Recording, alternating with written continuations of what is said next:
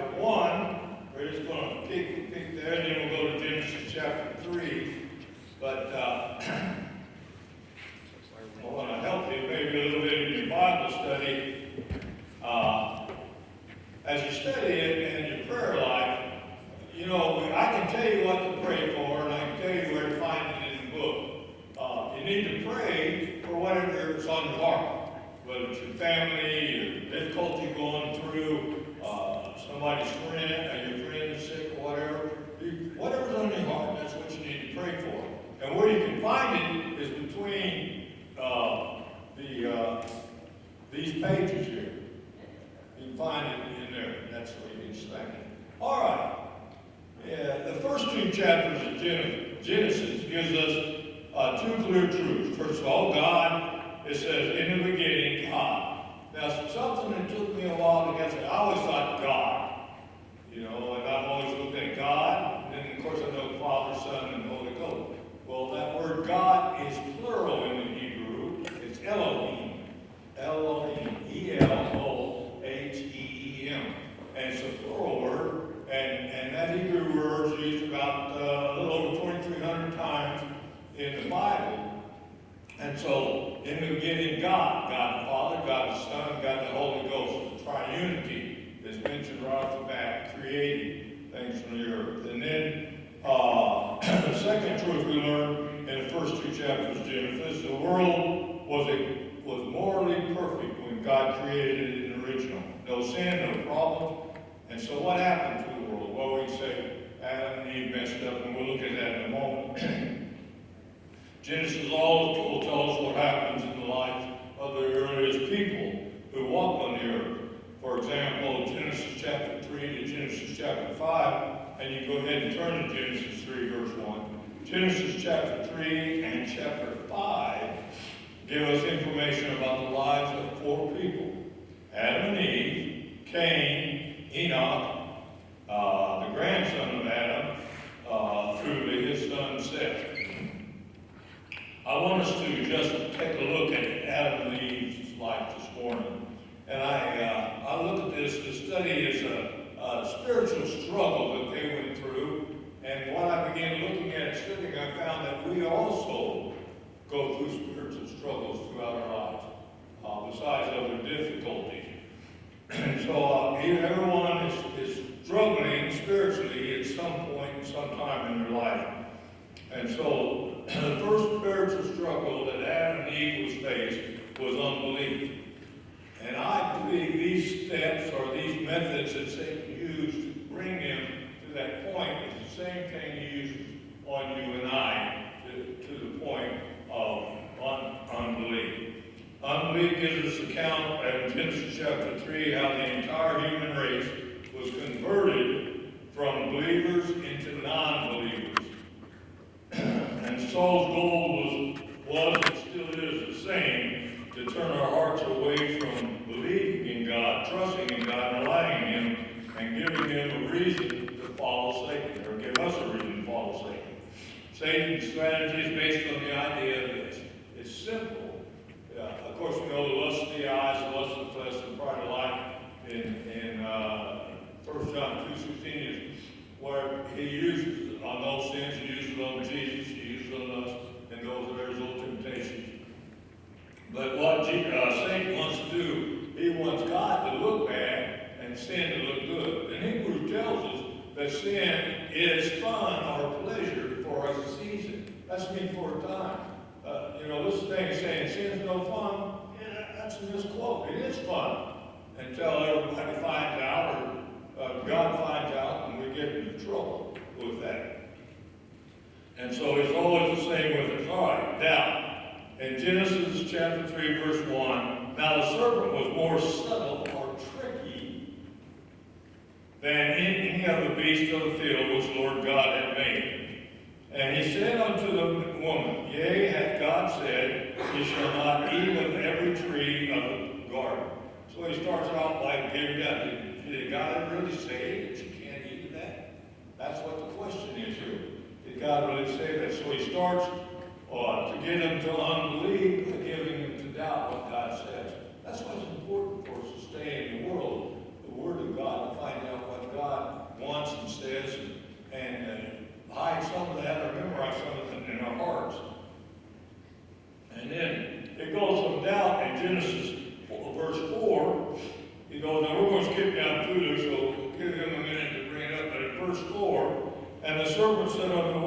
shall not surely die. Excuse me, Lord. And because the woman said unto the serpent, verse 2, we may eat of the fruit of the trees of the garden, but the fruit of the tree which is in the midst, or the middle of the garden, God has said, you shall eat of that, and neither you shall die. And he said, you're not going to surely die. So he goes from doubt to deception. And then he goes in verse 6 he takes his desires. Don't we do the same thing with us? It gets us down. Well, maybe that's because it's old King James. Maybe that's not the way to do it. But here's what happens. In my belief, some of the perversions or paraphrases other than the King James begin to change the Bible. For example, all the Y words, and this may help you too, all the Y words in the Bible, like ye and you, are plural. They're talking to a multitude of people. They're just not talking to one person, or talking about one person. Now the T words, thee, thine, thou, are singular, and he's talking to one person. Let me show you what you mean. Turn quickly, and James, you don't have to get away about it, I just thought of it. Turn to John chapter 3, where the conversation is going between Jesus and Nicodemus. John chapter 3, verse 7, I believe. Let me look real quick. Yes, in verse 7, John chapter 3, verse 7, and I'll show you what I'm talking about. And if you've got another translation you use besides King James, you can probably pick up on it quick. Remember, all the Y words talking to plural, all of the T words, he's talking to a single individual. Okay, John chapter 3, verse 7, and certainly holds the place in Genesis 3, we're going back to it. Marvel not that I said unto thee. He's talking to Nicodemus, one person. You see that? Marvel not that I said unto thee. Now, if we're not careful, we'll change that thee to a you, and he says, you must be born again. Now we'll change, translation change the Y. The King James says, ye must be born again. And they change it to a you, which brings our thought with that pronoun is not as precise as the Greek pronouns are. That'll bring it back to saying, and he's talking to Nicodemus, but he's not. He says, marvel not that I said unto thee, ye must be born again. Otherwise, then everybody must be born again. Not just you, Nicodemus, but everybody. Y words are plural, T words are singular. It makes a difference. I looked in I've got a couple other translations in the house with them, and they put the you in there, or they leave that out. Marvel not that you must be born again. That's not at all what Jesus is saying. He said, Nicodemus, you must be born again, and everybody else. Ye must be born again. Everybody else. He says, marvel not that I said to you that ye must be born again. He's not just talking to Nicodemus now. He's told him that. Now he's included. He must talk to everybody. Everybody needs to be saved. I hope you understand that. If you don't ask me after we finish, and I'll be glad to try to help you explain it. Now back in Genesis chapter 3, verse 6. In verse 1, he started with doubt. Verse 2, he goes to, or verse 4, he goes down to deception. Now in verse 6, we're going to see he goes to desires. And when the woman saw that the tree was good for food, and that it was pleasant to the eyes, and a tree to be desired, to make one wise, she took of the fruit thereof, and did eat, and gave also unto her husband with her, and he did eat. So he lust of the flesh, lust of the eyes, pride of life. Hey, that looks good. Hey, that's not as bad as I thought. Oh, I like that automobile. I'm going to give you one of them. I know payment's a little higher, but man, it looks good. You know, and ooh, look what my brother's got. I'll have to get one of them to match his. That's a nice little fishing boat. Whatever. The lust of the flesh, pride of life, lust of the eyes. That's what Satan's doing. So he starts giving them to doubt God, then he gives them deception, then he goes to desire, and then he hits obedience, disobedience. She took the fruit and ate of it, and she wasn't supposed to. God told Adam and that I don't know, maybe Eve was there when God told him, told them together. But the fact is, she already knew about it, because she told Satan prior to that. He said we could eat every tree but the ones in the middle of the garden. So it goes from desires to disobedience. Now, can't you just picture Satan standing there laughing? And he's laughing back over what Adam and Eve. He's got him going now. And so the next thing that happens is drop down to verse 9 and 10. And the Lord God called unto Adam and said unto him, where art thou? Sin will always pull us away from God. Not our security, not our salvation. We don't lose our salvation. We lose the fellowship.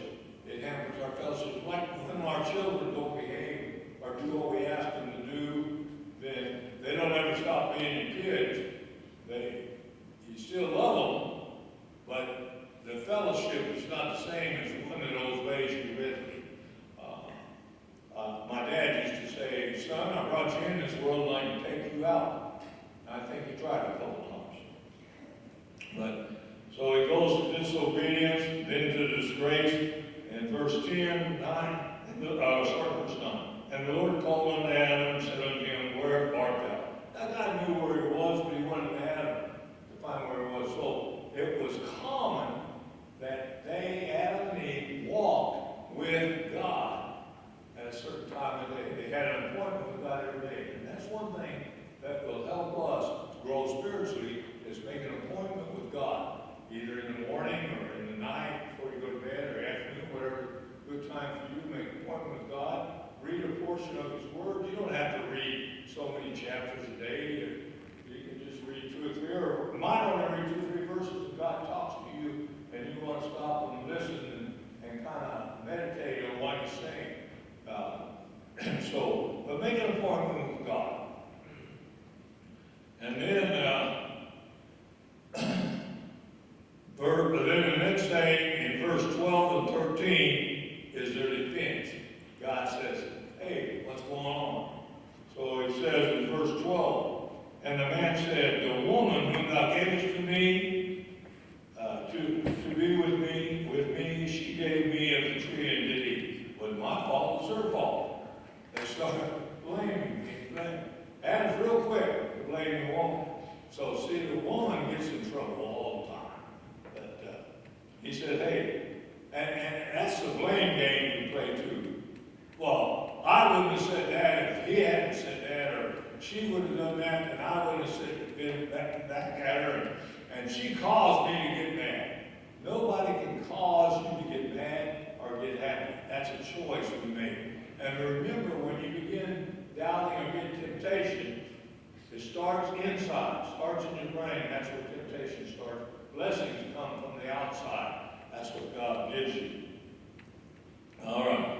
So as we look at the defense, look at verse 13. And the Lord God said unto the woman, what is this that thou hast done? And the woman said, well, it's my fault. The serpent beguiled me, and I did eat. Now, if you can ever feel sorry for Satan, he ain't got nobody to blame. He did it. And the serpent, now see, Adam says it was Eve, he says it was a serpent. So the serpent does, so they start their defense, they start trying to make excuses to get God to accept why they now realize they're naked, why they sin, for instance, saying, going to God and saying, God, forgive me, I messed up. I should have done that. And that's the period of time we're in now is grace. And God certainly helps us have that grace. So then they go to their disappointment. From defense to disappointment, look at verses 16 and 17. Even verse 16. Unto the woman he said, now he first got first. I didn't have you read that. But let's start at verse 14. God passes the curse on Satan first. And the Lord said unto the serpent, because thou hast done this, thou art cursed above all cattle and above every beast of the field. Upon thy belly shalt thou go, and dust shalt thou eat all the days of thy life. Kind of gives us an indication that Satan may have been upright at one time, the serpent. I don't know for sure. There's some theologians that think so, and some good theologians that don't think so. So I don't think it matters. The fact is that he's still the tempter. He's trying to make God look bad and make him and sin look good. Verse 15, and I will put enemy between thee and the woman, and between thy seed and her seed. It shall bruise the head, and thou shalt bruise the heel. Now that's called a proto-gospel. Otherwise, it's the first gospel in the Bible. Genesis 3:15 is speaking about Jesus Christ coming. That's the first gospel about Jesus Christ coming. It's that because he's going to come, he'll come through Mary, the woman's seed. And that's the first time he's coming.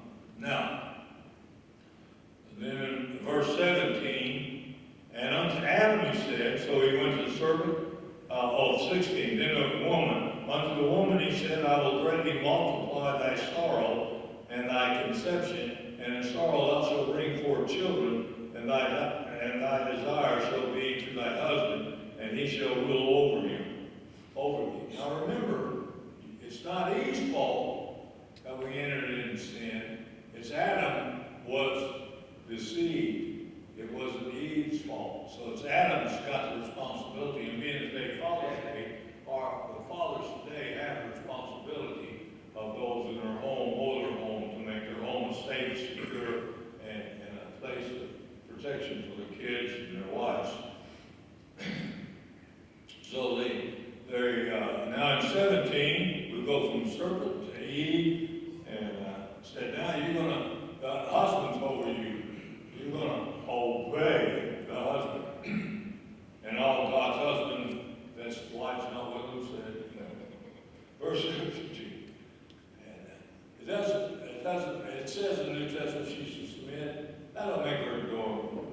If you don't seek your wife's advice, especially if she's a Christian as you are, then you're running into trouble, because she a lot of times see things differently, because she's got a different spiritual gift than the man does, and it helps to get a complete picture. Look what happens to Adam in verse 17 of Genesis 3. And thou, Adam, he said, because thou hast hearkened unto the voice of thy wife, and hast eaten of the tree of which I commanded thee, saying, thou shalt not eat of it. Cursed is the ground for thy sake. In sorrow shalt thou eat of it all the days of thy life.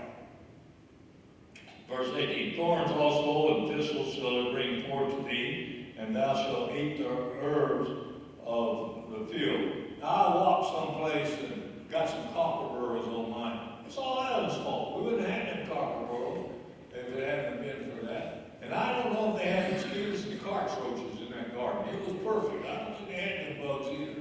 I don't know why God let them get on the ark with Noah. We got them today as they follow through.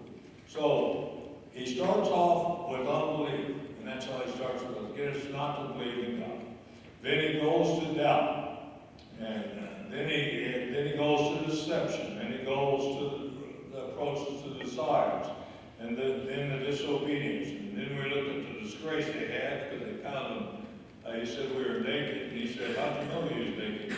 Well, we messed up. We ate of that tree. And then death in verse 19. And in the sweat of thy face shall thou eat bread till thou return unto the ground, from out of it was thou taken. For the dust thou art, and unto the dust shalt you return. That's talking about physical death. It's talking about the body.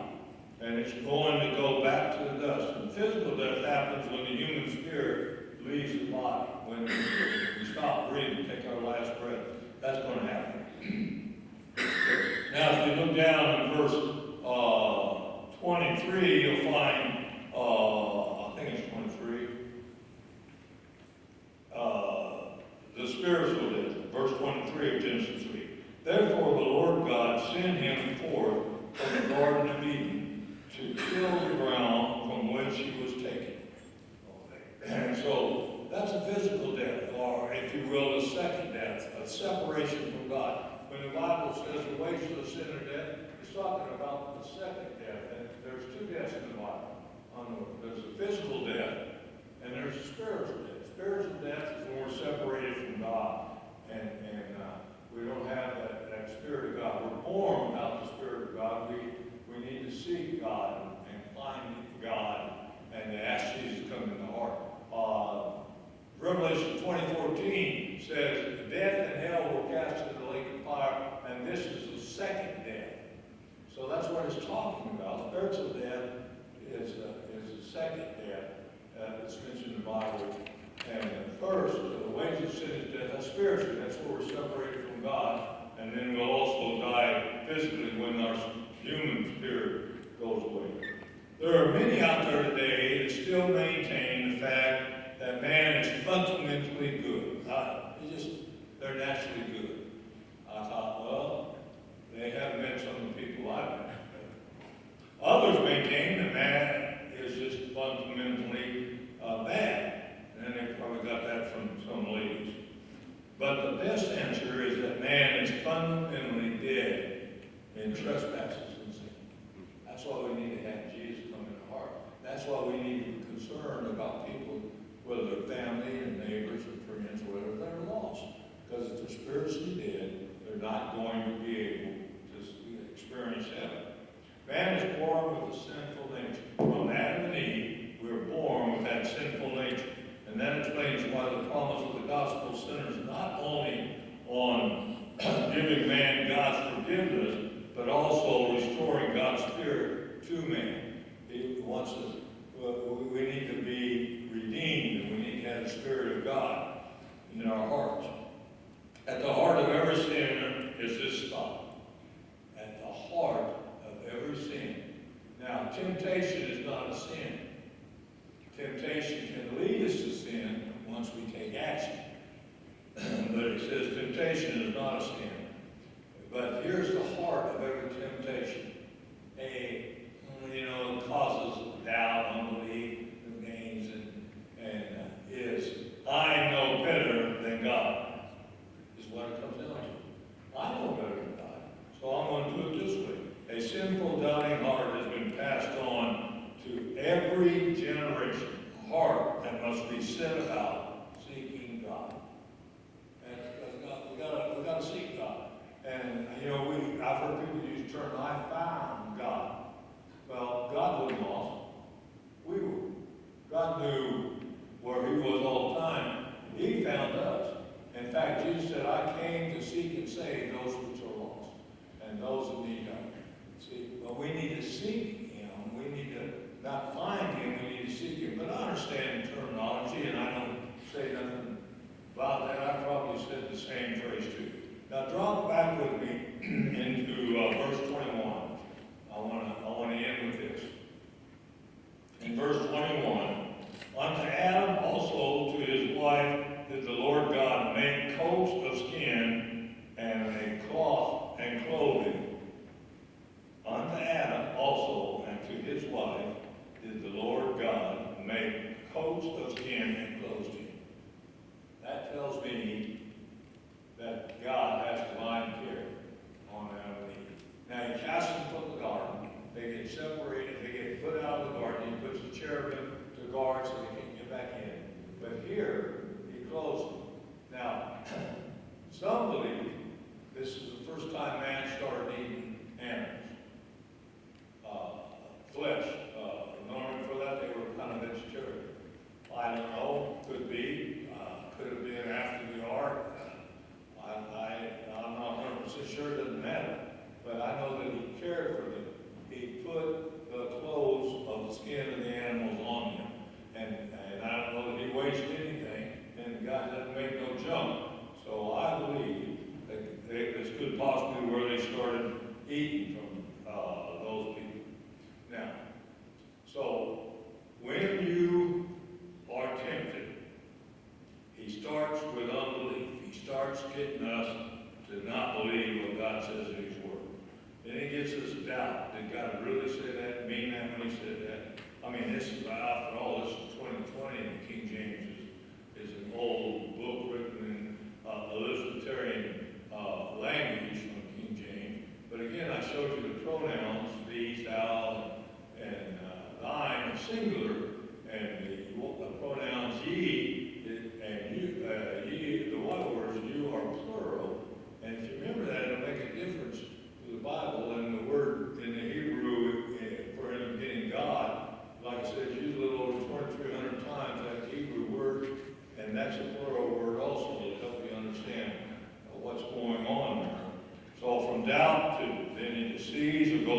deception and uses the desire to get us to, man, if they can have that, why can't I get that? I can get that too. And then that leads to disobedience.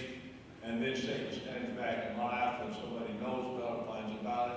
And then we become disgraced instead of turning back to God and asking God forgiveness. And then we start making defensive excuses for why we do that. And then we get disappointed, just like Adam and Eve did. And of course, then, and because of that, there's that physical death and spiritual death which we're born with. But don't forget the divine care that God does. And He cares for you and He loves you. Have you ever wondered why God loves you? Have you ever wondered why God loves me? God loves. And that was a hard thing for me to understand. Because the only love I really felt was from my mom and my grandparents as I was growing up. And then we got married, and I struggled with that. So how can she love me as much as God loves us because God's loving.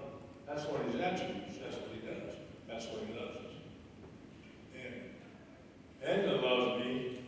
And I asked her, why do you love me?